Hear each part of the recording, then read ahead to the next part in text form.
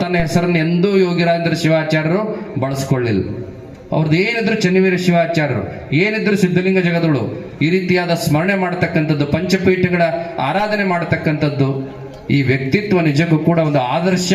ಬಹುಶಃ ಇಂದಿನ ಎತ್ತುಗಳಿಗೆ ಅದೆಲ್ಲವುಗಳು ಕೂಡ ಒಂದು ದಾರಿದೀಪದಂತೆ ಇರಬೇಕು ಅನ್ನುವಂಥ ಮಾತನ್ನ ಈ ವೇದಿಕೆ ಮುಖಾಂತರ ಹೇಳೋದಕ್ಕೆ ಬಯಸ್ತೇವೆ. ಅಂತಹ ಚನ್ನವೀರ ಶಿವಾಚಾರ್ಯ ಸ್ವಾಮೀಜಿಯವರ ಆತ್ಮಜ್ಯೋತಿ ನಾಳೆ ಪ್ರಾತಃ ಕಾಲದಲ್ಲಿ ಇಲ್ಲಿಂದ ತೆರಳತಕ್ಕಂತಹ ಅಪರೂಪದ ಸಂದರ್ಭ. ಸೊಲ್ಲಾಪುರದ ಎಲ್ಲ ವೀರಶೈವ ಸಮಾಜ ಅದನ್ನೊಂದು ರೀತಿಯೊಳಗೆ ದೊಡ್ಡ ಹಬ್ಬದ ಉಪಾಧಿಯೊಳಗೆ ನೀವು ಯಾವತ್ತೂ ಕೂಡ ಆಚರಣೆ ಮಾಡಿಕೊಂಡು ಬಂದಿದ್ದೀರಿ. ನಿಮ್ಮೆಲ್ಲರಿಗೂ ಕೂಡ ಒಳ್ಳೆಯದಾಗಲಿ.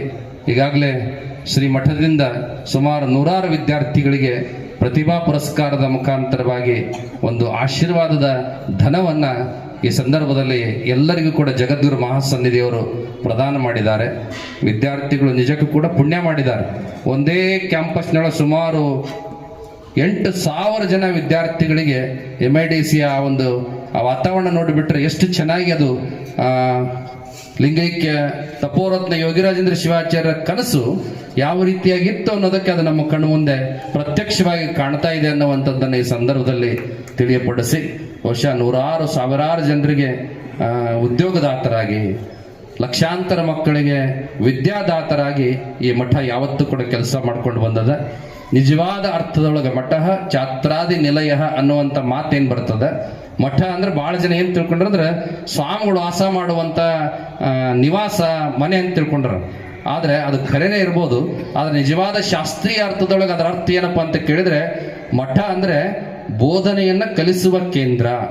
ತಾನು ಶಾಸ್ತ್ರವನ್ನ ಕಲಿತು ಎಲ್ಲವನ್ನ ಬಲ್ಲವನಾಗಿ ತನ್ನ ಹತ್ತಿರ ಬರತಕ್ಕಂಥ ಶಿಷ್ಯರಿಗೆ, ವಿದ್ಯಾರ್ಥಿಗಳಿಗೆ ಬೋಧನೆ ಮಾಡುವಂತ ಗುರು ಮತ್ತು ಶಿಷ್ಯರು ಒಟ್ಟೊಟ್ಟಿಗೆ ಇರುವಂತ ಕೇಂದ್ರಕ್ಕೆ ಮಠ ಅಂತ ಕರಿಬೇಕು. ಹಾಗೆ ನಿಜವಾದ ಅರ್ಥದೊಳಗೆ ಹೊಟಗಿ ಬೃಹನ್ ಮಠ ಇದು ಮಠ ಅನ್ನುವಂಥ ಪದಕ್ಕೆ ಅರ್ಥಪೂರ್ಣವಾಗಿ ಸೇವೆಯನ್ನ, ಕೆಲಸವನ್ನ ಮಾಡಿಕೊಂಡು ಬಂದಿದೆ ಅನ್ನುವಂಥ ಮಾತನ್ನ ಮೆಚ್ಚುಗೆ ರೂಪದಲ್ಲಿ ಅದನ್ನ ಆ ಭಾವನೆಗಳನ್ನು ವ್ಯಕ್ತಪಡಿಸ್ತಾ, ಪ್ರಸ್ತುತ ಕಾಶಿ ಜಗದ್ಗುರುವರು ಈ ಮಠದ ಒಡೆತನವನ್ನು ಹೊತ್ತು ಬಹಳಷ್ಟು ಅಭಿವೃದ್ಧಿಯನ್ನು ಮಾಡಿದರು.